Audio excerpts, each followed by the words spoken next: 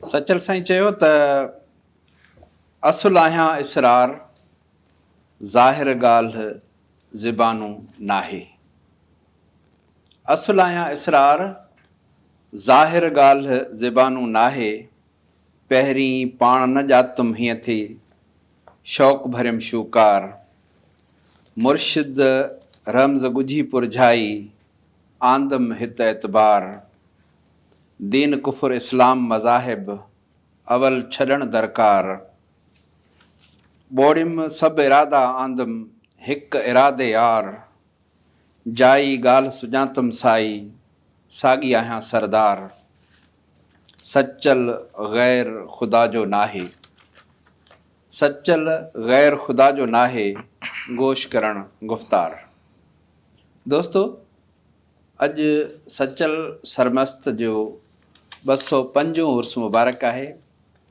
दराज़ा जो दुल्ह सचल सरदार ऐं हाफ़िज़ ज़बान शाइर शेख अयाज़ जंहिंजे लाइ चयो हो त आओ दराज़ा हल तुंहिंजा सभई मौलवी मुंहिंजो हिकु सचल। अॼु असां सचल सरमस्त खे ख़िराज पेश करण लाइ हिते हिन प्रोग्राम में गॾु थिया आहियूं। असांजे हिन ऑनलाइन मुज़ाकिरे में जेके शख़्सियतूं मौजूदु आहिनि उन्हनि जो मुख़्तसिर तारुफ़ ऐं तव्हांजे साम्हूं रखंदो हलां। हालांकि इहे उहे शख़्सियतूं आहिनि जेके कंहिं बि तारुफ़ जो मोहताज कोन्हनि के। मुंहिंजी बिल्कुलु भर में मौजूदु आहे डॉक्टर मखमूर बुखारी साहबु। डॉक्टर मखमूर बुखारी साहब जो जॾहिं बि नालो ईंदो आहे त हुनजे साम्हूं असांजे साम्हूं ॿुधंदड़नि जे साम्हूं यकीननि संदसि तहक़ीक़ ईंदी आहे ऐं तहक़ीक़ में संदसि सर फ़हिरिस्त मौज़ू सचल सरमस्ती आहे। हू सचल जो एक्सपर्ट आहे, माहिर आहे, ॼाणू आहे। सचल साईं जी शाइरी, उनजी ॿोली, उनजे दौर ते ॾाढो ख़ूबसूरत ॻाल्हाईंदो आहे। अॼु असां सां गॾु आहे, असांखे भलीकार चऊं था। साणनि ई गॾु हिकु वॾी शख़्सियत जेको पाण बि सिंधी ॿोली जे हिन बाख़्तियार इदारे जो चेयरमैन रही चुको आहे, कॉलेज एजुकेशन जो बि डायरेक्टर जनरल रही चुको आहे, सकाफ़त खाते जो डायरेक्टर जनरल बि रही चुको आहे, ॿियनि बि मुख़्तलिफ़ उहिदनि ते रही चुको आहे। प्रोफेसर डॉक्टर मोहम्मद अली मांझी साहबु कंहिं बि तारीफ़ जो मोहताज कोन्हे, तमामु वॾो आर्कियोलॉजिस्ट आहे, मुहक़िक़ आहे, ॼाणू आहे तारीख़ जो, अदब जो, फ़लसफ़े जो ऐं सचल साईं जी शाइरी ते बि खेसि दरसर हासिलु आहे। साणनि ई गॾु हिकु ॿी शख़्सियत आहे जेका पिणु कंहिं बि तारीफ़ जी मोहताज कोन्हे का। सचल साईं ते संदन निरालो कमु आहे। लयारी यूनिवर्सिटी में प्रोफेसर आहिनि ऐं असांजा दोस्त आहिनि। ख़ासि तौर ते हुननि जे सचल सरमस्त जे हवाले सां जेका तहक़ीक़ आहे उहा अञा मंज़र आम ते त कोन्हे आई, पर असांजे साम्हूं गुज़री आहे। हिकु निराली तहक़ीक़ आहे जेका आउं सम्झां थो त इन रुख खां अॼु ॾींहं ताईं कंहिं बि तहक़ीक़ नाहे कई। प्रोफेसर काशिफ़ महेसर साहबु असां सां गॾु आहे, असांखे हिन भलीकार चऊं था। अॼोको असांजो मुज़ाकिरो जंहिंजो मौज़ू सचल साईं जी शाइरी ऐं उन में मौजूदु सिंधी ॿोली जा मुख़्तलिफ़ लहजा आहिनि। पर इन मौज़ू ते ॻाल्हाइण खां पहिरियां आउं चाहींदुसि त कुझु सिटूं सचल साईं जूं तव्हांजे साम्हूं रखां ऐं उनखां पोइ आउं सभिनी खां पहिरियां डॉक्टर मखमूर बुखारी साहब खां पुछणु चाहींदुसि त सचल साईं जंहिं दौर में शाइरी कई उन दौर में सिंध जूं कहिड़ियूं हालतूं हुयूं। सचल साईं चए थो त काॾे वियड़ा वो पिरी पाड़े चा, जाॾे हलिया वो ताॾे हल तूं हीअड़ा। काकियूं मूॾे काल दिलबर दिलासा लिखिया। काकियूं मूॾे काल दिलबर दिलासा लिखिया। ईंदा अङण से अव्हां जे जिन लाइ सिकीअ साल। सरहो थियड़ो साह मूं लाथऊं कुल कशाल। करम कयऊं पंहिंजो मुंहिंजी नी छा मजाल। तोॾी मां इहो बैत हुयो। जी डॉक्टर मखमूर बुखारी साहबु, असां तव्हांखां पुछणु चाहींदासीं त सचल साईं जंहिं दौर में शाइरी कई आहे उन दौर में ख़ासि तौर ते सिंध जूं हालतूं कीअं हुयूं। उहे हालतूं सियासी हालतूं, समाजी हालतूं, मज़हबी या जेका सो अदबी हवाले सां उन दौर में कहिड़ो कमु पियो थियो।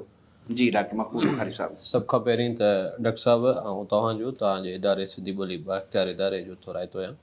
अॼु सचल साईं जे हिन सालाना 205 सालाना उर्स जे हवाले सां ऑनलाइन मुज़ाकिरे जो एतमामु कयो ऐं असांखे शामिलु कयो त जीअं असां उन मौज़ूअ ते तव्हां सां साम्हूं गुफ़्तगू करे सघूं। जेतिरे हद ताईं तव्हांजे सुवाल जो तालुक़ु आहे त सचल साईं जो जनमु सिंध जे चवंदो आहियां सम्झंदो आहियां त सिंध जी इंतिहाई बदिलजंदड़ सियासी हालतुनि जे अंदरि हुनजो न रुॻो जनमु थियो पर हुनजो समूरो दौरु सिंध जी सियासी तारीख़ जे उथल पुथल जो दौरु हुयो जंहिं सिंध जे सॼे सियासी वायुमंडल सकाफ़ती हालतुनि ऐं इल्मी अदबी हालतुनि खे तब्दील कयो। 1739 में सचल साईंअ जो जनमु थिए थो, 1827 में संदसि वफ़ात थिए थी। हाणे इहो दौरु ॾिसूं था त उनजी विलादत जे 1 साल पोइ सिंध में नादिर शाह जी काह थिए थी ऐं सिंध जी हिकु ख़ुदमुख़्तियार रियासत जेका आहे कलोड़ा दौर में उन सॼी हिकिड़ी उथल पुथल थिए थी। मियां नूरमंद कलोड़ो उतां ट्रेवल्स करे थो, उमरकोट ताईं वञे थो ऐं नादिर शाह उनजे पोयां वञे थो। ऐं उनखां पोइ 1746 में नादिर शाह जे वफ़ात खां पोइ वरी जेको आहे सो मदद ख़ान अफ़गान वारो दौरु, ख़ुदि मियां नूरमंद जे वफ़ात खां पोइ 1753 खां पोइ जेको मियां नूरमंद जे पुटनि जो जेको पाण में जेका ख़ाना जंगी मियां मुराद याब, अब्दुल नबी, ग़ुलाम नबी टिनी भाइरनि जी ग़ुलाम शाह जी जेका पाण में ख़ाना जंगी लॻी रही आहे 7-8 सालनि ताईं मुसलसल सिंध जेका आहे सो हिकिड़े सियासी इंतशार जो हिकिड़े नायकीनी जी हालति में मौजूदु रही। ऐं उनखां पोइ वरी कुझु ई अरसे खां पोइ वरी मियां ग़ुलाम शाह जॾहिं वेही थो वञे ऐं उनखां पोइ वरी 1773 में सरफराज़ कलोड़े उनजे पुट जे सॼो मामिलो वरी थिए थो ऐं कलोड़नि जो दौरु 1782 में ख़तमु थिए थो। उन खां पोइ टालपुर पीरियड शुरू थिए थो ऐं टालपुर सिंध में फ़क़ति 10 सालनि ताईं हिकिड़े मुतहद सिंध ते हुकुमरानी कई आहे।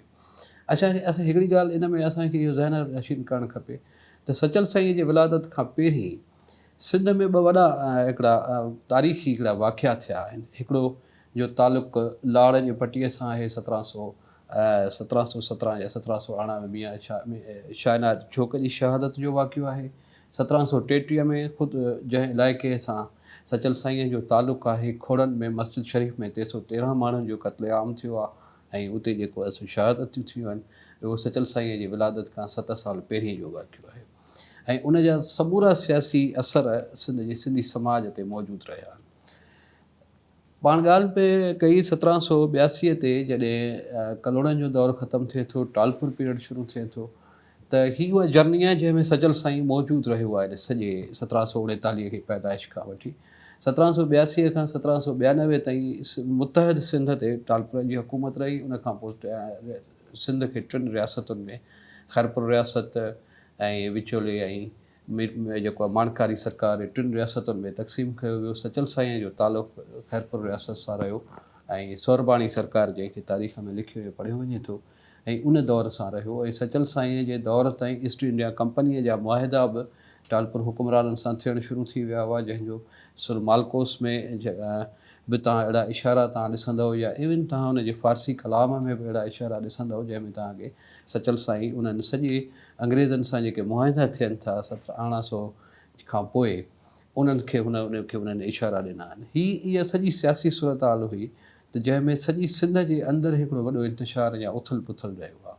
ख़ासि तौर ते 1753 खां पोइ जेको आहे सो 1792 ताईं इहो मुकमल अहिड़ो दौरु हुयो जंहिंमें सॼियूं सियासी हालतूं तब्दील थियूं आहिनि। इन विच में मज़हबी हालतूं कशीदा बि रहियूं आहिनि, किथे किथे हमवार बि रहियूं आहिनि, पर घणे भाङे असां ॾिसूं था त सचल साईं जंहिं असलोब ऐं जंहिं बेबाकीअ सां जेको आहे सो पंहिंजो फ़िक्रु बयानु कयो आहे, गुफ़्तगू कई आहे, ॻाल्हि कई आहे ऐं हुसैन बिन मंसूर हलाज जे फ़िक्र खे हुन वॾे वाक़े जेको आहे सो इज़हारियो आहे त जेको रियासत खैरपुर वारो इलाइक़ो आहे उन में सचल साईं जे मथां कंहिं बि क़िस्म जी का फ़तवा या अहिड़े क़िस्म जेको उनजे मथां का सख़्तीअ जो का साबितियूं अहिड़ियूं नथियूं मौजूदु न आहिनि। जंहिं महिल इहो साबित थिए थो त अलबत्ता इन खां पहिरीं असां जेकॾहिं हेॾां हिन पटीअ ॾांहुं अचूं था, विचोले खां हेठि लाड़ ॾे वञूं था त हिते मख़्तूम हाशिम टटवीअ जो वाक़िया बि आहिनि जंहिंमें माण्हुनि खे ज़बरदस्ती मुस्लमान करण ऐं उन्हनि खे ग़ुलाम शाह कलोड़े तरफ़ां जेको परवानो जारी कयो वियो इस्लाम क़बूल कराइण जे हवाले सां, त इन क़िस्म जा बि वाक़िया मौजूदु आहिनि। पर हुन इलाइक़े जे अंदरि असांखे हिकिड़ी हमवार फ़िज़ा नज़र अचे थी। ॿी ॻाल्हि इहा असांखे ज़हन नशीन रखणु खपे त जॾहिं बि सियासी तब्दीलियूं थींदियूं आहिनि त हुकुमराननि जो रियासतुनि जो आवाम माण्हूअ सां तालुक़ु जेको आहे सो घटिजी वञे थो। ख़ुदि सचल साईंअ जो घणनि ॿोलियुनि में शाइरी करण वारो जेको हुनजी मौजूदु आहे असां वटि सिंधी आहे, रेख्ता आहे, सराइकी आहे या फ़ारसी आहे या उनजा जेके घण लहजा आहिनि जेके ॿोलीअ जा, ख़ुदि उहा बि शइ साबित करे थी त इन जो सिधो सऊं तालुक़ु सिंध जे उन वक़्त जे सियासी दौर सां आहे या सियासी उथल पुथल सां आहे। जेकॾहिं इहा सॼी सिंध जे अंदरि हिकिड़ी मुकमल हमवार फ़िज़ा मौजूदु रहे त शायदि सचल साईंअ खे हिक खां वधीक ॿोलियुनि में गुफ़्तगू करण जी ज़रूरत बि महसूसु न थिए या हिक खां वधीक लहजनि में गुफ़्तगू करण जी ज़रूरत बि महसूसु न थिए। जॾहिं त इहो बि साबित आहे त सचल साईंअ जो जेको ज़िंदगीअ जो सफ़रु रहियो आहे, जीअं असां भिटाई साईंअ जे सफ़र जी ॻाल्हि कयूं था त उहो त सॼी सिंध जो सफ़रु करे थो, मुल्तान ताईं वञे थो, कच्छ भुज ताईं वञे थो, ॿियनि इलाइक़नि ताईं वञे थो, त हुनजी सॼी ज़िंदगी सफ़र में रहे थी। सचल साईंअ जे सफ़र जो जेको इलाइक़ो आहे उहो वधि में वधि लाड़काणो या उनजे आसपास में दराज़ा में रहे थो, उनजे आसपास जा इलाइक़ा या ॻोठ आहिनि जंहिंखां हू घणो ॿाहिरि न निकितो आहे। त इहा बि असांखे ख़बर पए थी त उनजे बावजूदि हुन जे शाइरीअ में जेके असांखे मुख़्तलिफ़ लहजा ऐं मुख़्तलिफ़ ॿोलियुनि जा लफ़्ज़ ऐं जेके रवैया मिलनि था उहो ख़ुदि उन दौर जे माण्हुनि सां हुन पंहिंजे पाण खे या पंहिंजे फ़िक्र खे ॻंढियो आहे। छाकाणि त इहा उन वक़्त जी सचल साईं हिकिड़ी ज़रूरत महसूसु कई त जंहिंमां असां हिकिड़ो सोशलॉजिकल यानी स्टडीज़ में असां जेकॾहिं ॾिसूं त हीउ इंतिहाई इंतशार जो दौरु आहे ऐं सचल साईं उन इंतशार जे दौर में जेका शाइरी कई आहे उनजो ॾाढो भलो पासो तव्हां ॾिनो आहे त घणनि ॿोलियुनि में शाइरी करण जो मक़सदु ऐं मतिलबु सचल साईं जो इहो हुयो त हिते घण पासाई जेका ख़ल्क़ आहे या मख़लूक आहे उहा आई पए वही पए, जहिड़ा पे थिया, जंगियूं पे थियूं, फ़साद पे थिया, समाजी एतबार खां शयूं डिस्टर्ब हुयूं ऐं सियासी एतबार खां इंतिहाई भॼन राह जो दौरु आहे। माशी एतबार खां सम्झां थो त हीउ दौरु कुझु बहितरु आहे, छाकाणि त हिन दौर दौरान नवां वाह खोटिजी चुका हुआ, नयूं ज़मीनूं आबाद थी चुकियूं हुयूं ऐं सिंध हिकिड़े सरसब्ज़ ईअं सम्झो त दौर में दाख़िल थी चुकी, ख़ासि तौर ते ज़रई एतबार खां। वापारी एतबार खां कुझु मुआदा थिया टुटरा, उन एतबार खां इन दौर में ऐं सम्झां थो त ख़ासि तौर ते सिंध जे वापार खे ज़रूरु धकु लॻो आहे, पर ज़रई एतबार खां माशी एतबार खां हीउ दौरु सुठो असांखे मिले थो। ऐं ॾाढी भली ॻाल्हि तव्हां कई त घणनि ॿोलियुनि में शाइरी करण जो जेको सचल साईं जो मक़सदु या मतिलबु इहो हो त उन वक़्तु केतिरनि ई ॿोलियुनि जा माण्हू हिते आबाद हुआ, मुख़्तलिफ़ हवालनि सां हू हिते अची रहिया, के मुख़्तलिफ़ फ़ौजुनि में शामिलु हुआ, के हमलावर थी करे आया पे, के सियाह थी करे पिया आया, घुमण पिया आया, के इल्मु अदब जे हवाले सां, छाकाणि त मीरनि जी हिकिड़ी भली ॻाल्हि इहा बि हुई त हू इल्मु अदब जा ॾाढा चाहींदड़ हुया ऐं हिते ख़ासि तौर ते फ़ारसी जा शाइर, उर्दू जा शाइर हुननि वटि उन्हनि जी घणी अच वञ हूंदी, यानी इल्मी अदबी एतबार खां हीउ हिकिड़ो जेको घण ॿोलियाई असां दौरु सॾे सघूं था। इन में ॿी ॻाल्हि इहा बि ॾिसो न त इन दौर में राग बि सिंध में तमामु घणो फैलियो आहे, वधियो आहे। ख़ुदि सचल साईंअ वटि बि तमामु घणा राग मौजूदु आहिनि, या ख़ुदि नानक यूसुफ वटि बि तमामु घणा राग मौजूदु आहिनि जेको सॼे सिंधी माण्हूअ खे कनेक्ट करे थो पाण में। तमामु ख़ूबसूरत साईं प्रोफेसर डॉक्टर मोहम्मद अली मांझी साहिबु, छाकाणि त लाड़पट जो आहे तोड़े जो सचल सरमस्त जी शाइरी जो वॾो भाङो, जीअं असां लतीफ़ साईं जी शाइरी जे हवाले सां चवंदा आहियूं त हुनजो जेको वॾो लहजो आहे या जेको हावी लहजो आहे शाइरी जो, उहो लाड़ी लहजो आहे, सिंध जो लाड़ी लहजो आहे, पर उन में सिंध जा ॿिया बि समूरा लहजा मौजूदु आहिनि। अहिड़ी रीति असां जेकॾहिं सचल साईं जी शाइरी खे ॾिसूं, साम्हूं रखूं त असां चई सघूं था त संदसि शाइरी में जेको हावी लहजो आहे उहो उत्तर जो आहे, सिंधी ॿोली जो उत्तर जो लहजो आहे, जंहिंमें ख़ासि तौर ते वेंदे शिकारपुर ताईं वारो जेको लहजो आहे उहो उन में मौजूदु आहे। ऐं कुझु सिटूं पढ़णु चाहींदुसि। कॾहिं कीअं मूंसां तूं आहीं आहीं, कॾहिं आरामी करी असांखे, कॾहिं बची थो बाहीं बाहीं, या करन मिड़ई कतलाम पाण करियां जे पधरो। हिकिड़े पासे इंतिहाई अहम फ़िक्री नुक़्तो आहे, जेकॾहिं चए थो आउं पाण खे ज़ाहिर कयां त मूंखे क़तलु करे छॾींदा, ऐं सचल साईं खे सिंध जो मंसूर बि सॾियो वियो आहे। करन मिड़ई कतलाम पाण करियां जे पधरो, फारिग हुअण फ़र्ज़ खऊं, सुनत खे बि सलाम। खऊं लफ़्ज़ निज जेको आहे सो उतरादी लहजे ॾांहुं इशारो करे थो। त ईअं ॿिया बि केतिरा ई अहिड़ा लफ़्ज़, इस्तलाह, इवन पहाका, चवणियूं ऐं ॿियो घणो कुझु असांखे अहिड़ो मिले थो जेको ख़ासि उत्तर जे लहजे में आहे।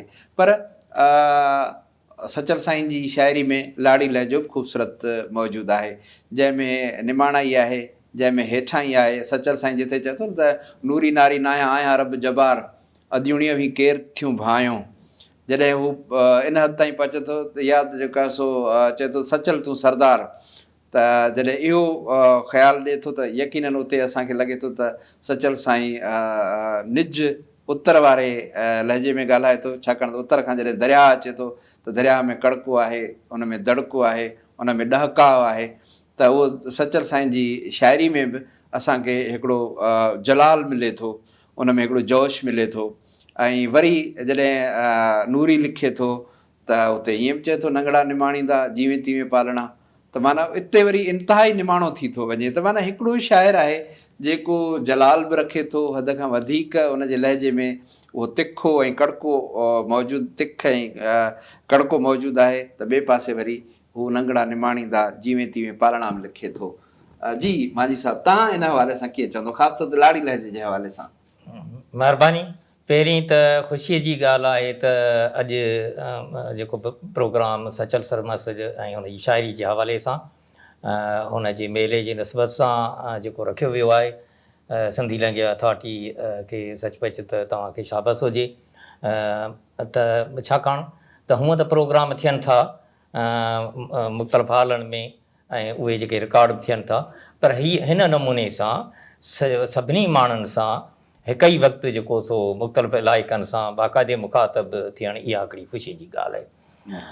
हाणे हिते हीअ ॻाल्हि हिते लहजनि जे हवाले सां तव्हां ॾाढी सुठी ॻाल्हि करे आहे सचल सरमस्त जे हवाले सां, त हुन ते घणो जेको लहजो आहे सो उत्तर जे पासे जो शिकारपुर जो, ख़ैरपुर जो, इहो लहजो घणो जेको सो ख़ासि करे शिकारपुर, ख़ैरपुर, इहो जेको इलाइक़ो आहे इन जो घणो जेको सो रहियो आहे। हिते हीअ ॻाल्हि करणु बि ज़रूरी आहे त जेके वॾा शाइर हूंदा आहिनि, जेके थी गुज़रिया आहिनि, उहे कंहिं बि ॿोलीअ जा हुजनि, त उन ते पंहिंजे पंहिंजे इलाइक़े, पंहिंजी ॿोली जेका उनजे पंहिंजे इलाइक़े जो लहजे जो असरु बि तमामु घणो रहे थो। असां जेकॾहिं ॾिसंदासीं त उहो शाह करीम बुलड़ियारो हुजे, वेंदे काज़ी कादन हुजे, शाह करीम बुलड़ियारो हुजे, या लुत्फुल्ला कादरी हुजे, या मियों इनात रिज़वी हुजे, शाह अब्दुल लतीफ़ भिटाई हुजे, या सचल सरमस्त हुजे, सामी हुजे, या ॿिया हुजनि। पर ईअं बि न आहे त को घणो माना एतिरो लहजो जो जेके बि सुर हुजनि उनजो पस मंज़र हिकिड़ो हुजे, उनजी लहजो ॿियो हुजे, ईअं बि न आहे। पर हीअं आहे त जेके वॾा शाइर आहिनि, उन जेके बि सुर आहिनि, जंहिं बि पस मंज़र में आहिनि, उन्हनि जी सिंधी ॿोलीअ जो लहजो ई उहो इस्तेमालु करे उन सुर, उन जेका बि कहाणी आहे जेका सुर जे पस मंज़र में, उनखे अहिड़ी त सुठे नमूने सां पेश कयो आहे जो माण्हू दंग थो रहिजी वञे। जेकॾहिं असां ॾिसंदासीं त शाह अब्दुल लतीफ़ भिटाई जा जेके मुख़्तलिफ़ सुर आहिनि, जेकॾहिं असां सोरठ ॾिसूं था त उन में केतिरा लफ़्ज़ सौराष्ट्र वारा, गुजरात वारा, उहे जेके से अची वञनि था, छाकाणि त उहो इलाइक़ो ई सौराष्ट्र वारो क़दीम जेको सो उहो इलाइक़ो आहे। ईअं ई जेकॾहिं ॾिठो वञे त मूमल राणो आहे या सुर, उन में जेको घणे में घणा जेके लफ़्ज़ आहिनि उहे उन इलाइक़े जा, उन पस मंज़र वारा उहे अची वञनि था। ईअं ई सचल सरमस्त बि पंहिंजी जेका बि शाइरी चई आहे उन में तोड़े जो हुन ते लहजो, उत्तर वारो लहजो, उहो घणो हावी आहे। पर तंहिं हूंदे बि जेको बि सुर चयो आहे त उहो सुर ससीअ जा सुर हुजनि, या सुर नूरी जो को क़िसो हुजे, त उन में जेके लफ़्ज़ उन इस्तेमालु कया आहिनि, उन में जेको लहजो इस्तेमालु कयो आहे, उहो उन इलाइक़े जो पस मंज़र वारो लहजो आहे, उहो लाड़ वारो लहजो आहे, उन में उहा नहठाई आहे, उहा पंहिंजाइप। पर उन में अहिड़ा बि लफ़्ज़ आहिनि जेके इस्तेमालु ई उते थियनि था, जीअं मे आहे, मी आहे, मिए मतिलबु आहे ख़ासि करे मीरबर जेके आहिनि उनखे माण्हुनि खे उनखे मे चवणु, उहो ॿिए हंधि घटि इस्तेमालु थिए थो। इहो थिए ई घणो करे जेको सो लाड़ में थो, ऐं लाड़ में बि घणो जेको मांझर वारे इलाइक़े ऐं कींझर वारे इलाइक़े में थिए थो। मुंहिंजे ख़्याल में त इहा ॾाढी जेका सा हिकिड़ी सुठी ॻाल्हि आहे सचल सरमस्त जी त हुन जॾहिं सुर नूरीअ में पहिरीं दास्तान में उहो हुनजो बैत नंबर 2 आहे, तूं समूह साईं, तूं समूह साईं आऊं मेई मोहाणी आहियां, वाह मूं लॼ रहाई जो पल लॻियसि तव्हांजे। वाह। त मतिलबु त मेई लफ़्ज़ इस्तेमालु में बि इस्तेमालु थिए थो, पर मेई वरी बि इस्तेमाली मांझर ऐं किंजर में थिए थो। माना त उहो जेको लाड़ी लहजो उन जो बि उहो लहजो जेको नंढो लहजो जंहिंखे उपलहजो चइजे या कीअं, उहो लहजो जेको उन किंजर में इस्तेमालु थिए थो, जेको उन इलाइक़े में। या ॿियो बैत आऊं मेई मोहाणी तूं समूह सारे सर जो। मुंहिंजे ख़्याल में त सर जो लफ़्ज़ उतर में बि इस्तेमालु थिए थो, जिते किथे थिए थो, पर उहो जेको सो लाड़ में ख़ासि करे जेको सो असांजे मांझर वारे इलाइक़े में घणो थिए थो। ऐं ईअं ई जेको सो जेकॾहिं ॿिया लफ़्ज़ आहिनि जेके आसे पासे हुनजे मतिलबु सुरनूरीअ में अचनि था, जंहिंमें उहो मुख़्तलिफ़ ॾुथ जेके आहिनि उनजा नाला आहिनि, त उहे बि हिन ई इलाइक़े में जेके से ख़ासि करे जेके से उहो जेको लहजो आहे उहो अचे थो। सचल सरमस्त जी हीअ बि ॻाल्हि आहे त कॾहिं कॾहिं किथे किथे जेके रुॻो लफ़्ज़ न पर उहे मुहावरा या नंढा नंढा जेके मतिलबु अधु सिटूं, उहे बि ॼण त उन इलाइक़े जूं उहे इस्तेमालु करे वञे थो। हाणे हिते जेकॾहिं आऊं उनजो पढ़ां बैत त पेर आऊं मुंहुं नीरा पाणी पूंदा जिन हुआ, पाणी पूंदा जिन हुआ, से अॼु ॿधियो वतन सिर ते चाह मझऊं चीरा। हालांकि मझऊं लफ़्ज़ जेको आहे उहो उतर में इहो लहजो आहे, पर ॿिया लफ़्ज़ असीं ॾिसंदासीं त उहे बिल्कुलु लाड़ी लफ़्ज़ आहिनि। माणक मोती मुंहं ते हथ ते हीरा, का त सभई कीरा सुगड़ समय जाम जा। मक़सदु इहा त सचल सरमस्त तोड़े जो उन ते घणो लहजो जेको उतर वारो उहो हावी रहियो आहे, पर जेको सुर चई आहे उन में उन जे पस मंज़र वारो उहो लाड़ी लहजो उहो ई हावी आहे। उहो हिन सुरनूरी ते हुजे या जेके ससी जा सुर आहिनि उन्हनि ते हुजे। महिरबानियूं डॉक्टर मांझी साहब, तमामु ख़ूबसूरत गुफ़्तगू कई तव्हां। ख़ासि तौर ते जेको लाड़ी लहजो आहे उनजी जेका हुस्नाकी आहे, उस्ताद बुखारी जी ॻाल्हि मूंखे यादि थी अचे पई हिते त उस्ताद बुखारी खां जॾहिं उतरादी लाड़ी लहजे जे फ़र्क़ जे बारे में पुछियो वियो त हुन चयो त जेकॾहिं दुश्मन सां ॻाल्हाइणो आहे त सिंधीअ जे उतरादी लहजे में ॻाल्हायो, पर जेकॾहिं महबूब खे परचाइणो आहे त लाड़ी लहजे में परचायो। त इहो लहजे जो हुस्न आहे ऐं लहजे जी ख़ूबसूरती आहे, पंहिंजाइप आहे, प्यार आहे, जेको यकीनन हर ख़ूबसूरत शाइर वटि आहे, सचल साईं वटि बि तमामु बहितरीनु नमूने सां इहो लहजो मौजूदु आहे। साईं प्रोफेसर काशिफ़ महेसर साहिबु, आउं ख़ाइनि पुछणु चाहींदुसि त तव्हां सचल साईं जी शाइरी ऐं ख़ासि तौर ते वरी उते जेको श्राइन कल्चर आहे सचल साईं जो, इन समूरे पस मंज़र खे कीअं था ॾिसो? साईं वॾी महिरबानी तव्हांजी शेर साहिबु, डॉक्टर साहिबु तव्हां हिते घुरायो जेका, ऐं हीउ तमामु बहितरीनु प्रोग्राम आहे ऐं बहितरीनु शुरूआति आहे हिकु अहिड़ी रिवायत जी जेका सदियुनि ताईं क़ाइमु रहंदी। साईं जीअं त सचल सरमस्त रहमतुल्लाह अलैह जेके आहिनि उहे डिवाइन पोएट आहिनि, कुदरती पोएट, नेचर जा पोएट आहिनि जेका सो। हाणे उनखे असां अहिड़े तरीक़े सां जेको पढ़ियो आहे या जेको उते कल्चर जेका सो ॾिठो आहे त उहो कुझु डिफरेंट आहे जेका सो बज़ाहिर ई आहे।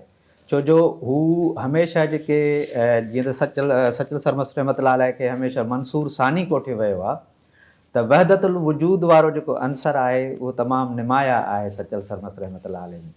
बाक़ी हाणे जेके हालात ऐं वाक़ियात जेका साईं पहिरीं मक़बूल बुखारी साहिबु जेका सो ॻाल्हि कई त सचल साईं ॾाढे टर्बुलेंस वक़्त में जेका सो हिते रहिया आहिनि, ऐं उन वक़्त में जेके हालात हुयूं त शिदत पसंदी तमामु घणी हुई जेका सो। अॼु बि शिदत पसंदी तमामु आहे, पर उन वक़्तु बि शिदत पसंदी जेका सो तमामु घणी। त उन में जेका सो हिकिड़ो शेर आहे सचल साईं जो त माठ कयां त मुशरिक़ थियां, कुशां त काफ़र, इन ई वाई वर सम्झे को सचो ॾिनो चए। हाणे उन पंहिंजो पाण खे उन वक़्तु माठ करणु जेका सो हिकु ॾाढो ॾुखियो पियो सम्झो जेका सो जेके दौर साईं ॿुधाया त जीअं हिते अची विया नादर शाह आयो, उनखां पोइ अहमद शाह अब्दाली आयो, त उन्हनि जेके कीस कया वरी उन्हनि माण्हुनि खे प्रोमोट कयो जेके उन्हनि जा सपोर्टर हुया, जीअं शेखी पीरी मुरीदी बेहद बुलाया के निवड़ो निमाज़ूं पढ़नि के मंदर वसाया आॾो कीनाया सचल अकुल वारा इश्क जे, त इहे शेखी पीरी बुज़ुर्गी जेका हिते क़ाइमु थी उन जा जेके प्रोटोकॉल हुया उन्हनि माण्हुनि खे जेका सो ॾाढो डाउन ट्रेडन करे छॾियो, तमामु उनजी ख़स्ता हालत माण्हुनि जी हालत जेका माण्हुनि जी थी वई उहा ॾाढी जेका सो ख़स्त आई। त उन कंडीशन में जेका सो सचल सरमस्त पाण खे जेका सो अॻिते आंदो ऐं पाण हिकु अहिड़ो प्रोटोकॉल खे जेका सो चैलेंज कयो जंहिंमें जेका सो पीरी मुरीदी हुई जेको तमामु वॾो हिकिड़ो उरूज हुयो, हिकु अहिड़ी बादशाह अथई जंहिंमें डिक्टेटरशिप जेका सो निमाया हुई ऐं माण्हुनि खां जेका सो छेड़ूं वरितियूं वेंदियूं हुयूं ऐं इवन एतिरे ताईं न पर सचल सरमस्त रहमतुल्लाह अलैह जेका सो फ्यूचर खे बि ॾिसे पियो त हू अंग्रेज़ जे अचण जी आमद खे बि जेका सो नज़र में रखी वेठो हुयो त होशियारु थियो, ईअं न थिए त जेका सो ओलह जो जेका सो सिॼ तव्हां तां लहे ई न। बाक़ी जेके प्रोमिनेंट जेका सो हिकु निमाया सचल सरमस्त नज़र अचे थो उन वक़्त जे दौर में, उनजो सबबु इहो आहे त उन वक़्तु राशिद रोज़ेदणी साईं ऐं उनखां अलावा जेका मखदूम खोड़नि जा आहिनि, बेदिल साईं आहे ऐं ॿिया उर्दूअ जा हम असर शाइर तमामु दर्दा मीर आहे, इहे अकबर आहे, इहे सभु जेका सो उन दौर में जेका सो शाइरी कनि था ऐं जेके उर्दू शाइरी थिए पई। हाणे 4 ॿोलियूं जेके आहिनि उहे असांखे निमाया नज़र अचनि थियूं सचल सरमस्त जे शाइरीअ में।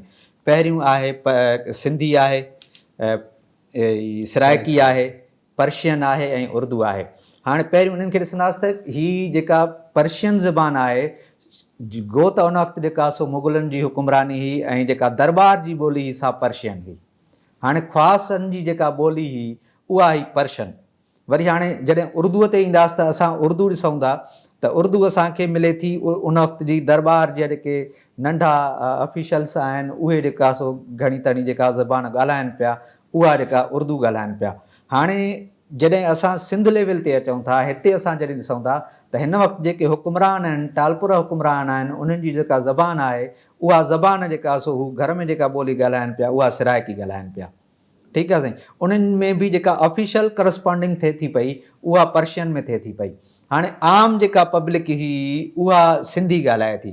त हाणे असांखे उहो ई नज़र अचे थो त सचल साईं जेका इंसानियत जी असांखे पैगाम ॾिनो आहे उहो जेको आहे सो सभिनी जे लाइ हिकु नज़र अचे थो जेको आहे सो त जीअं कशफ क़बूलियूं करामत कीन नाम जेको फुरनाम जे दीन जेका सो त कशफ कबूर करामत कीन इन्हनि खे जेका सो दिलि सां दिलबर दर्द क़बूलियूं कशफ कबूर करामत कीन त हू इहा क़बर कल्चर खे ऐं करामत कल्चर खे इनखे जेका सो क़बूल ई नथो जेका सो, छो जो त उन कल्चर जेका सो माण्हुनि खे ॾाढा ॾुख ॾिना आहिनि। त उन कल्चर खां माण्हुनि खे आगाह करे थो त इहो जेको कल्चर आहे इनखे ख़तमु कयो ऐं मोहबत जा जेका सो ही जेके बंधन आहिनि उन्हनि खे मज़बूत करणु थो चाहे। जेके फ़िरके वारियत आहे, जेका नसल परस्ती आहे, जेका उते नफ़रत आहे उनखे ख़तमु करे सभिनी खे चए थो त मोहबत जो मेड़ करे ऐं जेका सो सभई जेका सो कठा थियो ऐं मोहबत जो जेका सो सभिनी जे लाइ पैगाम ॾिए थो। ऐं वहदत बि इहा ई आहे त कसरत मां वहदत जेका सो थिए थी त उहा कसरत असांखे वहदत सम्झाए थी ऐं हीअ सचल सरमस्त बि असांखे कसरत मां जेका सो वहदत जी ॻाल्हि असांखे जेका सो सम्झाए पियो। ऐं उहा ई जेका सो त हीअ जेका बि ख़ल्क़ आहे जीअं सचल सरमस्त रहमतुल्लाह अलैह फरमाए पियो त नामे शिया नामे सुन्नी नामे सैयद सॾाया यार नामे गंगा नामे जमुना गंगा पेर न पावां यार। त हीअ सभु जेका सो हीअ उहा पियो चए त असां सभु जीअं त जेकॾहिं आदम जेका सो ख़ल्क़ थी आहे त पोइ हीअ सॼी जेका ख़ल्क़ आहे उहा आदम जी औलाद आहे। इन में वॾा नंढा ई उच निचाई जेका सो कंहिं शइ खे जेका सो हू क़बूलण लाइ तयारु न आहे त असां सभु जेकॾहिं आदम जी औलाद आहियूं त पोइ असां सभु बराबरि आहियूं।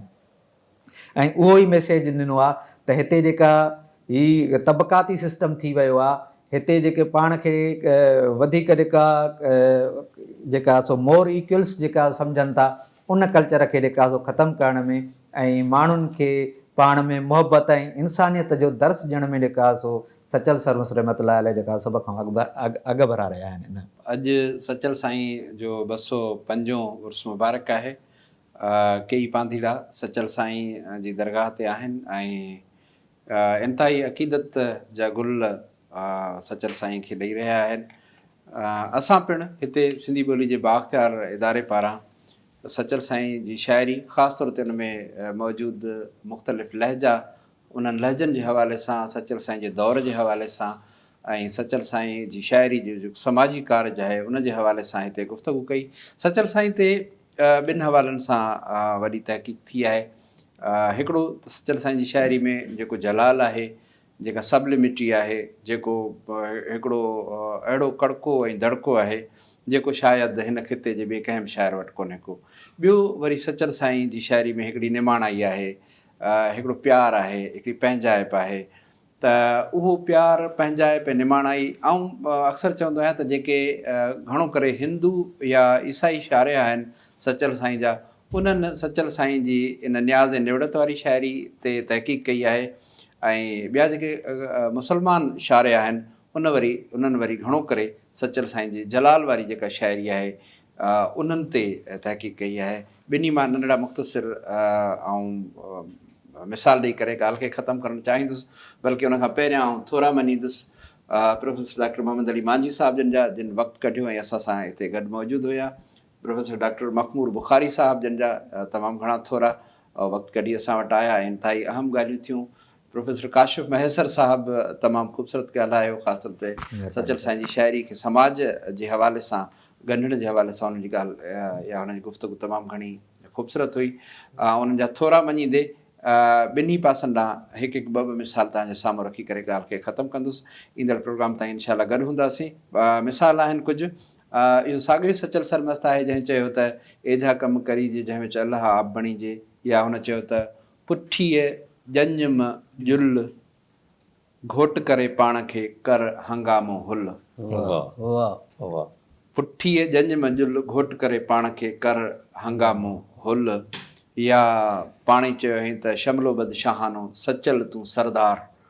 उहो शाइर आहे जेको चए थो त चयमि आख़िर ॿधी हथड़ा अॻियां तो दिलि भर ईंदासीं। चयमि आख़िर ॾिसो केतिरो फ़र्क़ु केतिरो आहे, किथे हुनजो जलाल ऐं किथे वरी जमाल ऐं न्याज़ ऐं निवड़त। चयमि आख़िर ॿधी हथड़ा अॻियां तो दिलि भर ईंदासीं। चयाऊं ईंदे त छा थींदो, ॾिसण मुंहुं की न ॾींदासीं। चयमि दिलबर तुंहिंजे दर ते अची थींदुसि मां दरबानी। चयाऊं तंहिं तरफ़ हरगिज़ न पूरियल दर पटींदासीं। चयमि दिलदार खे आहियां फ़क़ति हिकु बोसे जो सवाली। चयाऊं कीन अहिड़ा सुवाल मूंरों ई मञींदासीं। चयमि ए दिलरुबा दिलबर न कर गुम आबरू मुंहिंजी। चयमि ए दिलरुबा दिलबर न कर गुम आबरू मुंहिंजी। चयाऊं ही अञा छा आहे सवें ॿिया सूर ॾींदासीं। चयमि मुंहिंजे मरण खां पोइ अची मन तूं मरकत ते। चयाऊं जे ॾिठोसीं किथ लताड़े लोढ़ वेंदासीं। चयमि मुंहिंजे मरण खां पोइ अची मन तूं मरकत ते। चयाऊं जे ॾिठोसीं किथ लताड़े लोढ़ वेंदासीं। चयमि दिलबर मिठा दम दम पारत थो सचल साहिल परतो थो सचल साहिल। चयमि दिलबर मिठा दम दम परतो थी सचल साहिल। चयाऊं की मलोड़ जी दिलि अवां आख़िर गरींदासूं। चयमि आख़िर ॿधी हथड़ा अॻियां तो दिलि भरींदासीं। सदाईं सलामत।